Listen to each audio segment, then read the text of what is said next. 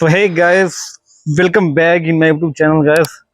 आ गए एक नए वीडियो के साथ गाइस, और बात करेंगे हम कल जो पवन सिंह का गाना आ रहा है स्पीड रिकॉर्ड भोजपुरी से, और जिस गाने का टाइटल है मह के देखा दे। तो गाइस बात कर लेते हैं उस गाने को लिखा किसने है और उसमें म्यूजिक किसका है। तो गाइस गाने को लिखा है हमारे बीजे चौहान ने, जो भोजपुरी के एक बहुत बड़े म्यूजिक राइटर हैं, मतलब डायरेक्टर हैं और सिंगर भी हैं।